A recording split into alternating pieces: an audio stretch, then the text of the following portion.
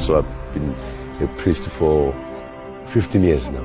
Leader of the congregation, the Corinthian Church of South Africa. That's got about 100,000 followers. Until I had a dream. I was sleeping. And I'm hearing this voice. I was sleeping in the church. It's a small room, a small piece of room. Then I heard this voice. It says, tell your men to wear white kotras.